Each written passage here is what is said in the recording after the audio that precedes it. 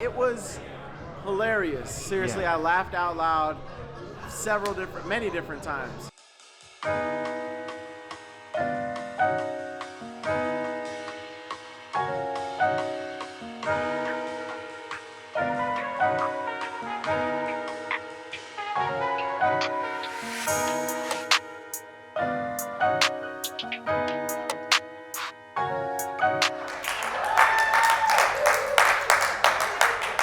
Tabbies, I got 2 tabbies. Beautiful. That's the limit, by the way. If you're a dumb cat, 2 is the limit before society judges you. Right? Like if you have 5 dogs, people look at you like you're awesome. They're like, man, that guy's cool. Probably has the biggest yacht. If you have 5 cats, people are like, yeah, that guy's definitely broken inside. I hope he finds a therapist. 2 cats. I learned a lot. I learned this. If you have cats and you take a shower, you must close the bathroom door. Or things will get awkward. I took a shower one day, I got off the shower, and my new cat, Magic, was standing right about here, and he was staring right over this region. And he's never seen this area exposed before because I'm not a monster. And then he started wiggling his hip. That's cat language for I'm about to launch a vet full speed. That's what he did. He jumped directly towards the fun zone. And I think he thought it was a treat. It looked like one of the things I feed him. And luckily, I've taken some salsa dancing lessons in the past, so I have a good, tiny bit strong hip. You gotta go pop. So I pop my hip to the left to save my manhood. And that is the story of how I slapped my cat Magic in the face with my dick.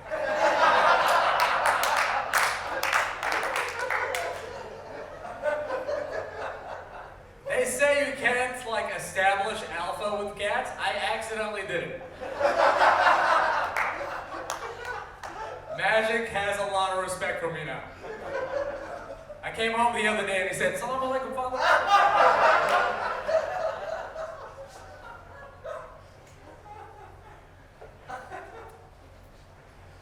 We're entering a new shutdown, you know? It's probably gonna get more strict. I learned a lot about myself on the first one. I learned about who's important to me. My barber. That's who I miss the most. And he's not even that good. This is his best work. I miss him and I love him, but I don't know why, because he's literally the most unprofessional human being I've ever met. I have been seeing this man since I was 15. I still don't know his hours. I've gotten a haircut at 8 a.m. and midnight. I was like, what are your hours, sir? His hours should just say, don't worry about it. He's a weird guy too. He used to do this thing when he would line up my mustache. He would put one finger on my lip like this. For stability, I assume. And the fact that you guys did not react to that, I'm gonna be worried a little bit. You guys also get molested at Great Clips? What's happening? Because that's not normal behavior. When I go, my barber puts a finger on my mouth, you should react a little bit.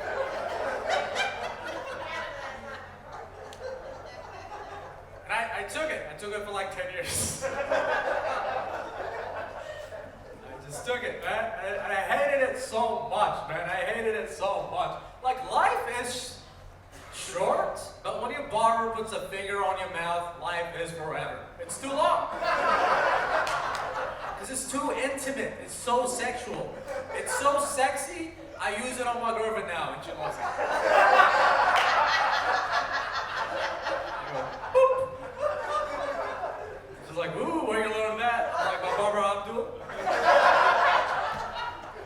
For my next move, I'm gonna rub my dick on your elbow and pretend it didn't happen. See how the men laughed? Relatable material. One day he stopped. full cut, no molestation. And I'm such a guilt, like I internalized so much, I thought I did something wrong. I was like, dude, are we okay? He said, what do you mean? I said, are we good? He goes, yeah. I can't just like straight up go, hey man, what happened to the finger on the mouth? That's more awkward than the action itself.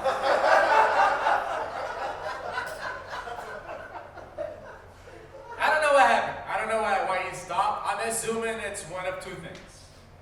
He got a new customer,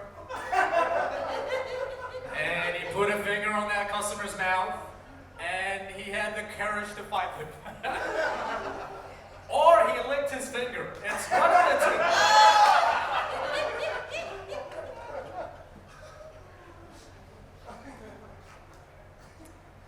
I flew Spirit for the first time, and I'm a big fan now. Did you say what? I'll make my case, sir. You know why? The ticket cost me $25 with taxes.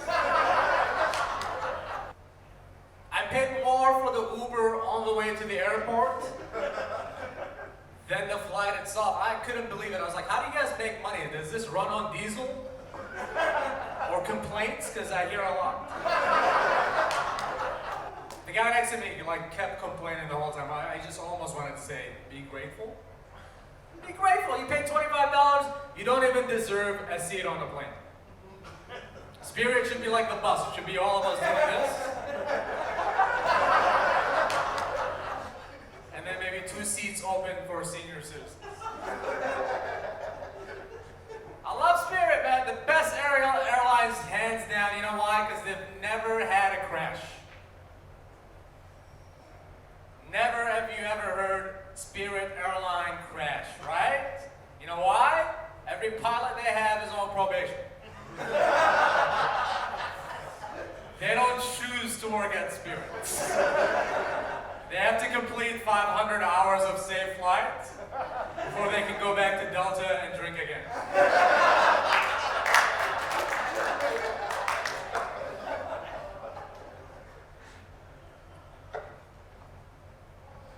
New president, we should talk about that. That happened recently. I live in Uptown. I live in a very liberal town. I haven't seen white people this happy since Rachel and Ross got back together. We're losing their shit, man. And it's not because they love Biden, it's just they hated Trump that much. How do you guys feel about Biden?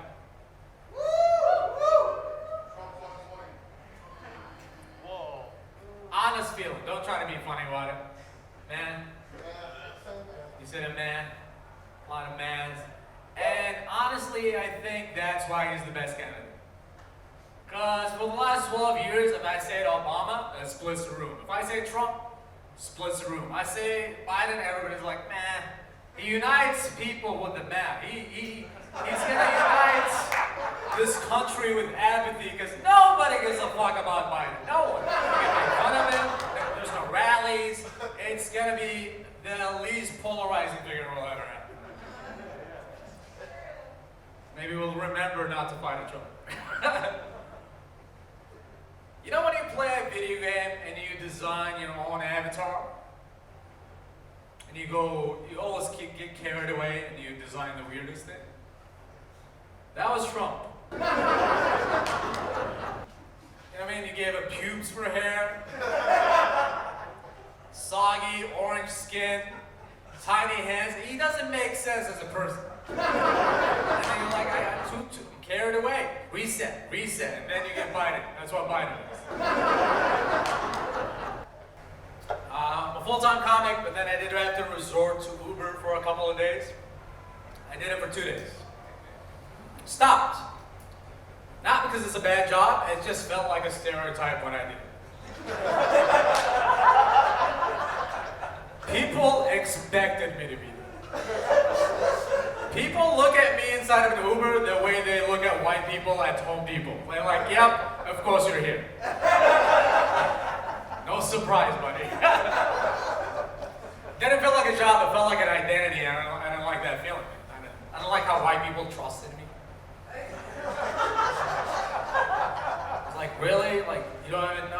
this is the spot? Cool. Hated it. Did not like it. Then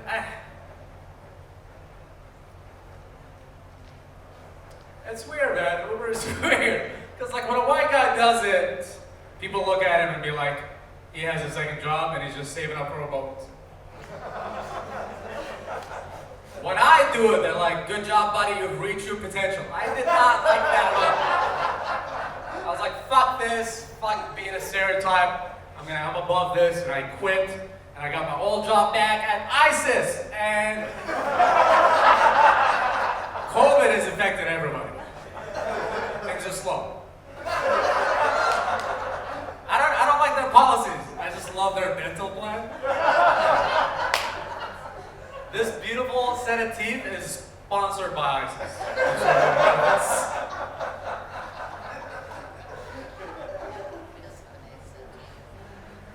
Did you just say it's beautiful teeth? Yes, you do. Thank you. Natural, nothing on, not raw dogs. I don't think that's the appropriate adjective for my teeth, but I'm just saying. I'm real poor, so this is luck. We didn't get like braces, we just got like our aunt who just kept doing this to us. Don't move! 45 minutes left. Thank you, Aunt Maneria. It's looking good. And thank you, ISIS, as well. Some of these are jokes, so relax. You know, there's at least one white guy who's like, is he in ISIS? I've been watching Fox News for the last 7 days. You know what's weird? I envy one thing about white people, and it's the ability to be an individual. You can't do anything to like put pressure on the rest of white people. You know what I mean? Anything you do wrong, it's on you. They just call you crazy. If I do something wrong, somebody else gets the heat. And it's a lot of pressure, man. Sometimes I go to like small towns of 500 people, and they've never seen anyone like me. So I feel the need to be an ambassador. So then I'll go, oh, Fox News is right. So I have to behave. And I check, when I get there, I check to see if there's brown people around. There's an app that we use, Uber. I ordered 3 Ubers, and if it's like 3 Jasons in a row, time to represent.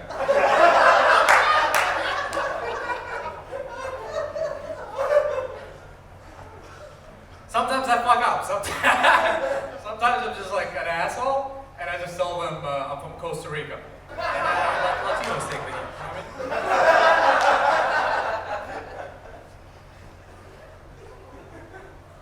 mean? They say, I read somewhere that people obsess over the stereotypes you give them, and it's a way to kind of diffuse the shame, you know? So I like to take some of this stigma. If you call someone something, they just like obsess around that to lighten it. Does that make sense? It does. Like think about like hip hop. Hip hop is full of like a lot of stereotypical things like misogyny, drugs, violence. But a lot of these guys are like college graduates and police officers. They're not what they say they are, and they do that for that reason because it's the stereotype that they had to deal with. And it made me realize that that's why white people love crime podcasts. Because the only stereotype you guys have is serial killers, and you're trying to end the stigma, I think. True crime podcast is your hip hop. Ted Bundy is your Tupac Shakur, is what I'm saying.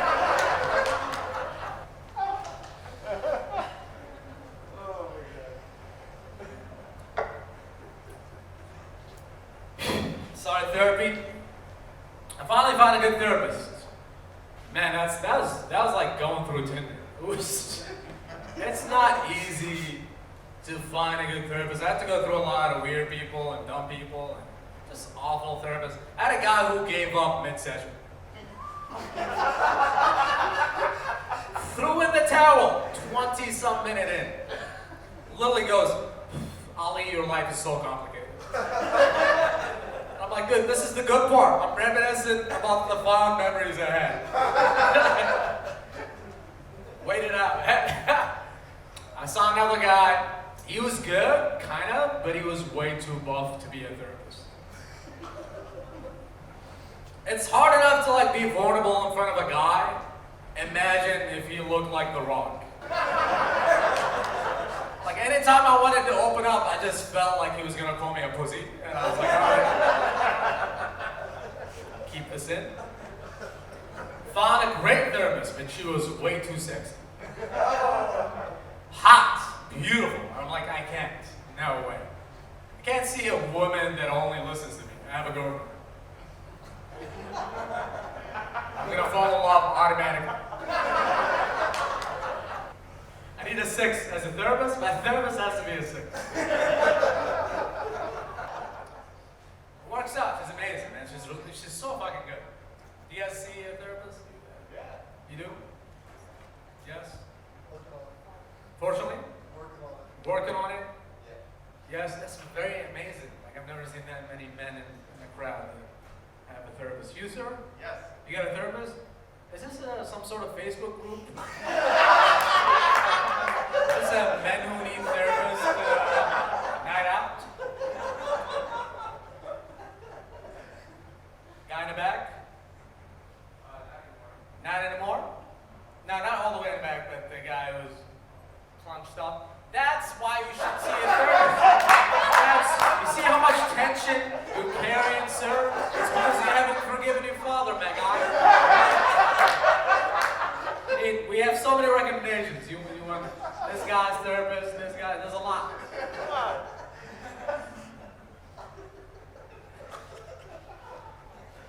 My therapist is good, man. She made me cry. Unfortunately, it was towards the end of the session. I was bawling like a baby, and then she goes, "That's our time." I have to leave like this shovel-less fuck. I was like, do you think therapists, like when they make you cry for the first time, they go inside of their head, got him. Cried and it was amazing, dude. I've been wanting to cry for the last 11 years. I haven't cried as much, man. This guy could relate. Right, sir? Keeping it in still? Men don't cry, we start wars. Women cry all the time and it's fucking beautiful. I wish I could be that vulnerable. Like I seen a woman in public in Uptown cry like a baby. She was weeping. I thought her father died. And I was like, hey, are you okay? And she said, I lost my shoe. I said, you lost your shoe? And you can let go of that much of emotions? That's amazing. When my father died, I said, and that was it. Kept it down. You know why we don't cry? It's because society doesn't let us. And by society, it's mostly uncles. The reason men don't cry is because they had an uncle who called them gay when they were tearing up as a child. True story. I cried like the last time I cried like that was I was like probably 7, and there's a kid named Muhammad, and it was like my bully/friend, depending on his mood. And Muhammad beat the shit out of me, man, and I started crying, and I went home and I knocked on the door. My uncle opened the door, and then he's like, "What's wrong?" And I said, "Muhammad beat me," and he slapped the shit out of me, dude. He slapped me so hard my body moved an inch. And then he told me men don't cry. I was in 1st grade. It's like, all right, I get it, keep it down. And then I went back and I beat the shit out of Muhammad for the first time. And I was like, maybe he's right. And I learned to engage in rage and pride instead of sadness. Sounds relatable to you, sir?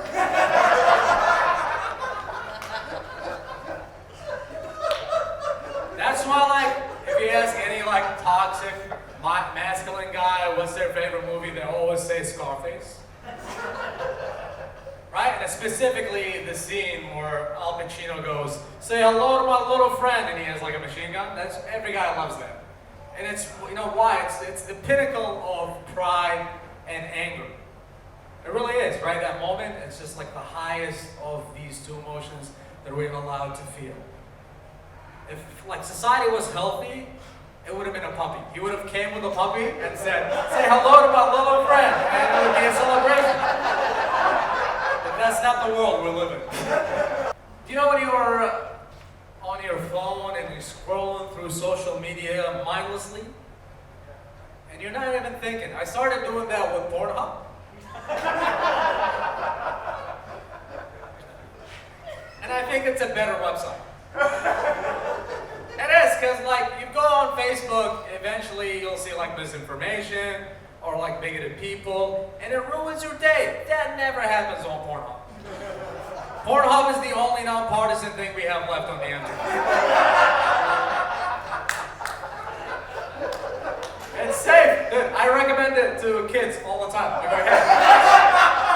I go, listen, stay away from TikTok. It's poison. Check out these mix.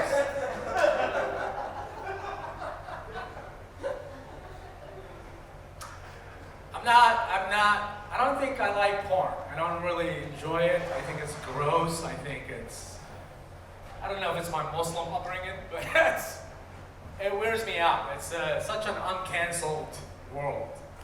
It's not PC at all. And it's not canceled because you can't cancel what you don't talk about.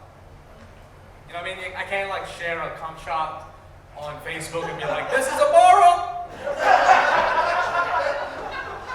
He's not a real casting agent. She's not even being paid for this. Like I can't discuss porn on Facebook. The same way a lot of white guys can't talk about race on Facebook because they have a racist aunt. I have an aunt that doesn't like porn. Same thing. You can't cancel what you don't talk about.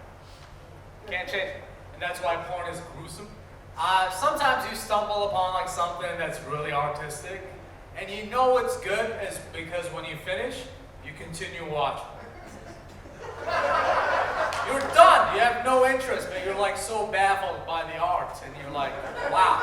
And you stand up, and you're done. You give them a standing ovation. But your hands are off rhythm because they're sticky.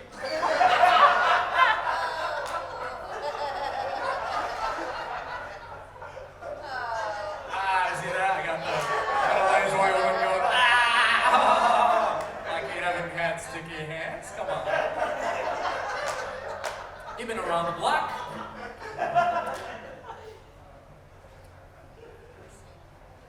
Can I talk about one more porn thing that bothers me? I am creeped out by some of the categories. And we have to talk about it. Like we have to talk about this because who else am I going to talk about this? I can't do this at Thanksgiving. You know, I can't. I don't like teen porn. T-E-E-N. I do not like that category. I think it's fucking creepy. Somewhat predatory. Like, why is that a category? Right? Who's that for? It should only be for teens. If you're above 18, you do not watch, you shouldn't watch this. Because that's when I watched it. I watched it when I was like 16, 17, because I wanted to see like relatable characters. So I know it's possible. But now I'm 32, I would never Google that. Because I think you should grow with your porn. You should, because the same girls that I used to watch when I was a teenager do teen porn are now doing MILF porn. They're mothers. I gotta respect them. Girl is white, and it works because we transcend race, but we acknowledge our privileges and disadvantages. Like she knows her whiteness, and that's how it works. You can't just not know your privilege. Like I know my privilege as a guy, and I'm learning more because I'm like watching her go through stuff that I never had to think about. One of the things was this. I found an apartment in a weird park downtown, and It was a one-bedroom for $500. And I was like, this is a sweet deal. Let's close on it. And then she said, no, there's a lot of sexual assaults in that neighborhood. And it broke my heart. I was like, I never have to fucking think about it. Never. When I'm looking at apartments, I'm looking at good parking. A washer, maybe. I'm never like, is my butthole safe in this neighborhood? You know, we're good together because she understands her white privilege. And a lot of white women don't, and that really bothers me. I have like white friends who are like feminists, and they never acknowledge that they benefit from the system, right? If you hate the patriarchy, you have to realize that it's a white patriarchy. Therefore, you have a Groupon. You have a Groupon to the system. You have an essay, rewards card to the system. Just acknowledge that part, please. You're a white lady, you probably, grew up in a nicer suburb, you went to a nicer school, you have an infrastructure, and I want to see that sign at the Women's March. I want to see a sign that says, the patriarchy is evil, but it also bought me my first Subaru. Thank you, Dad.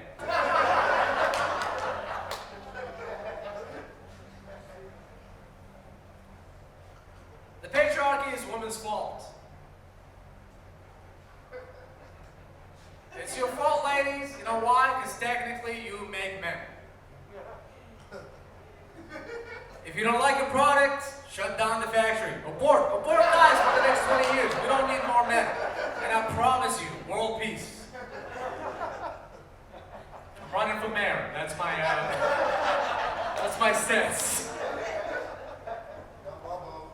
I got your mom. Wouldn't it be hilarious if I marched against the Women's March? And I just had a big ass sign that said, stop making shitty dudes. You can't be both a gun manufacturer and anti-gun. You understand?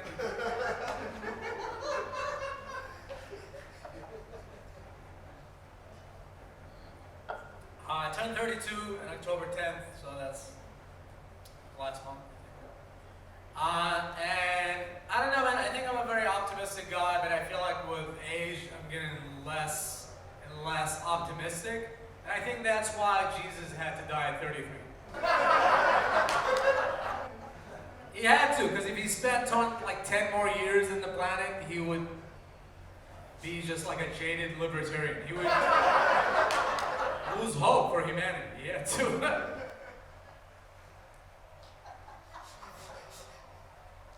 Feel like this is a white Jesus crowd. No? I love white Jesus. I don't know why people try to cancel white Jesus. He's the best. White Jesus is he's the only joy I have left on this planet. Love him. I love him because he makes me giggle. It's hilarious. Like Sean King's trying to cancel white Jesus. I'm like, dude, first of all, looks like your uncle. Leave that guy alone, it makes me laugh. It's funny, isn't it funny that people go to an establishment and openly listen to people and they have a picture of their God in the wrong skin color? That's so fucking funny. Like if I go to a mosque and they have a picture of Chinese Muhammad,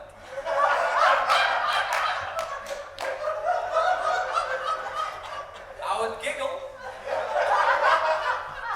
But I wouldn't be listening. I'd be like, yeah, there's a Chinese supremacy thing going on here. Adios. You know that you can't create a human being you've never seen. You can't draw a picture of a guy that doesn't exist. So that's a guy. That white Jesus dude, it's not Jesus. That's now even funnier. That means they're praying to some guy named Chad. Some fucking Swedish dude who's a douchebag. Obviously, good men don't have six packs.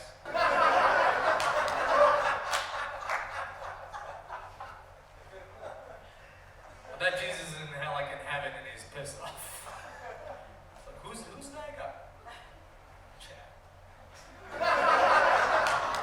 Chad walks behind him like, what's up, Jesus?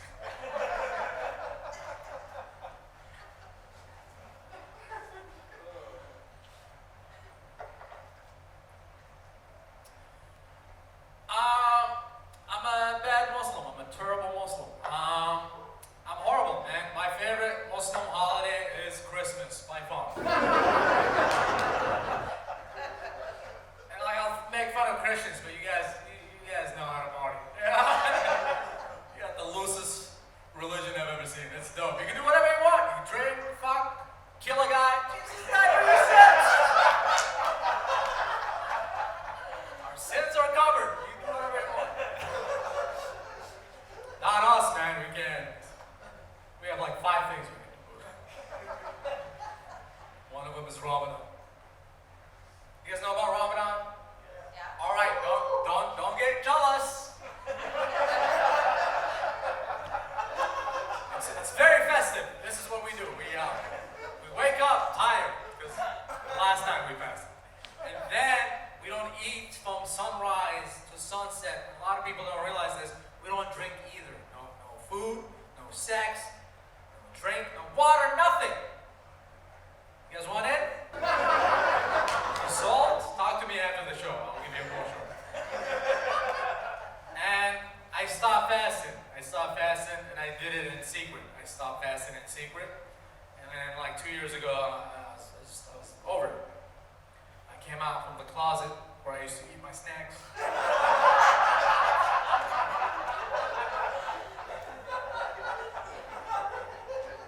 With Dorito in my mouth and shit. And I was like, that's it, Mama. I'm not doing it no more.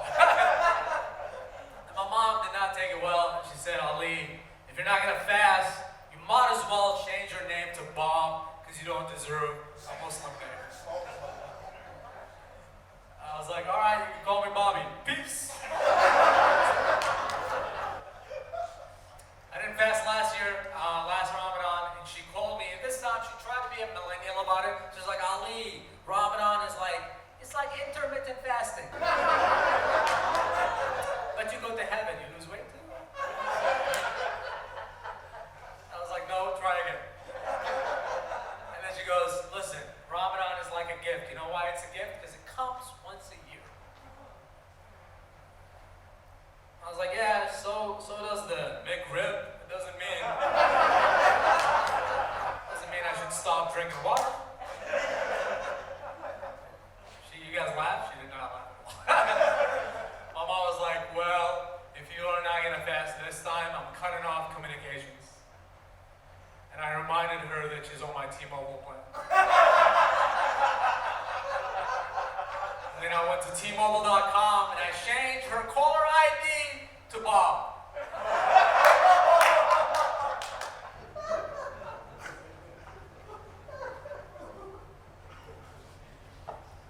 Did you guys protest?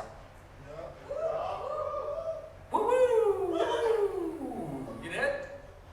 Yeah, hell yeah. I know that you protested. Not because he's black. He's a friend.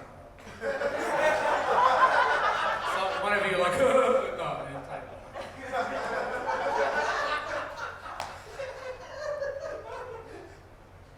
I protested for the first time this year. I mean, usually I drive through.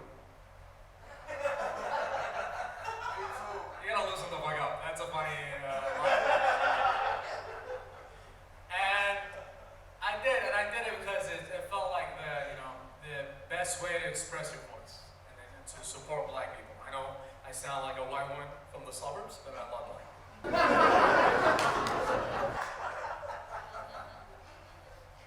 And I protested, and man, it's not.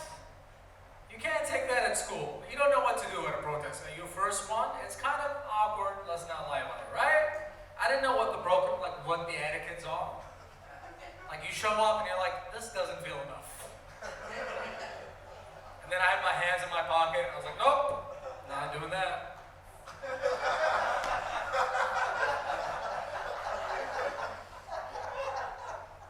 And then leadership left. When there's a leadership, it's good. It unites people, and then people chant, and then it keeps us as a unit. When they leave, it's now a Nickelback concert outdoors. what it is. And so what happens is like, because people show up with their insecurities and whatever weird shit, and then they become individuals instead of a group.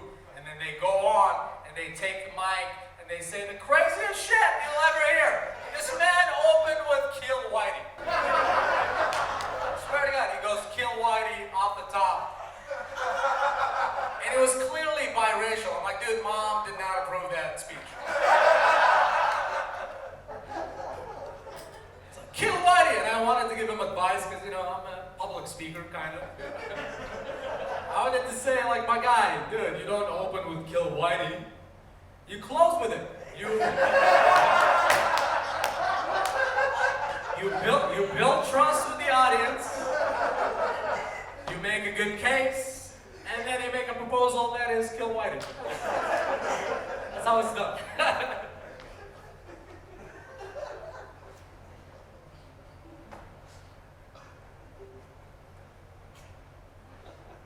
Can I talk about cops, or are you guys gonna get weird? It's so simple. I see it very simple, right? A lot of people get like lost in the details. They make it about riots and crime and all that, and it's very simple. It's so simple. It's just like, hey, cops are shooting black people for no reason, and they want that to stop. And if they do shoot a black person, they want rules and consequences. Is that complicated? Why can't we just agree on that as like a nation? Is that fucking hard to comprehend? Like, hey, we shouldn't shoot people for no reason. That's, I don't want to preach, I want to tell jokes. It's just so fucking annoying. We need reform, I think. I don't know. Things like qualified immunity, that's bad for everybody. Get rid of that. How about this? What about at the last 2 weeks of the police academy, every white officer has to spend that 2 week with a black family. And they get the final say. They send, feel you out, they realize that you're from the KKK, they, decline your application. Or we can have like a medical examination that, examines the penis. No micro penis in the force. If you have a little dick and you want to be a cop, you have ulterior motives and you cannot be trusted. I can't trust you with these big black dicks. It should be like Disney rides, you should be at least this tall to ride a cop.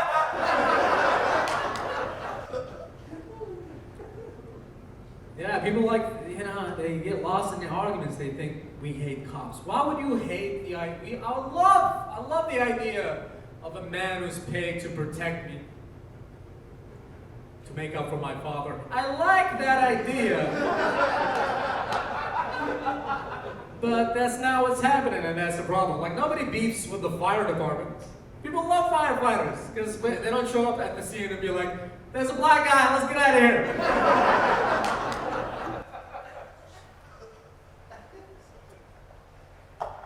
All right, let's land this plane. I'm at 46 minutes. This is overtime, so pay me extra after the show. I think the solution to America's problem is to kind of almost go back to the beginning and maybe change the Constitution, because it's written by mostly slave owners, and that's a conflict of interest. Yeah, that's like if all the DWI laws were written by Mel Gibson. Would you trust him? You know what I mean? And I think we should get a new one and maybe have one black guy contribute. A black lady in there. And I have some ideas. I think we should keep the Second Amendment because people like that more than kids, I found. And maybe just tweak it a little bit. How about this? How about you get to have all the guns you want, but you have to earn it through community work. 500 hours of volunteer time gets you a hunting rifle, and you work up from it. That way, if you're at Walmart and you see a white man in a trench coat with an AR-15, you don't go, oh shit, you get excited because he built a hospital to get it.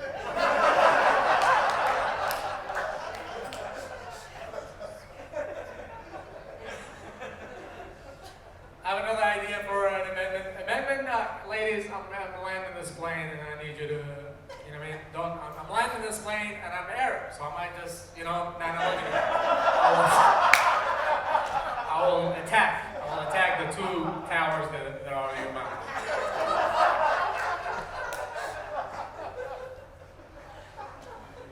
Last punchline, all right?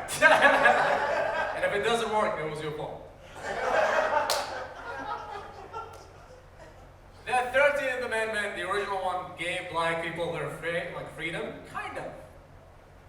There were some, Easter eggs for white people. The new one should be this. You can do this. If you commit a heinous hate crime and you kill a black person, you get to be a slave for the victim's family.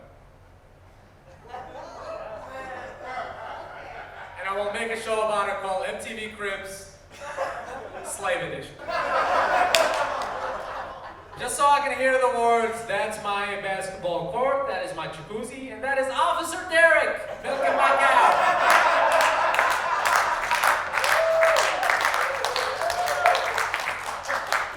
You guys are the fucking best. Thank you so much. I hope you had a good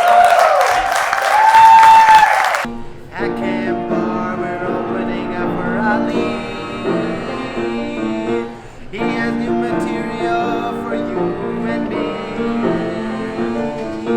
Some jokes about his cats, some about aeroplanes, some jokes about quarantine, and other about police. He lives in Uptown and he's a good man and he's like a big brother to me. Thank you for having us on the show, dear Ali.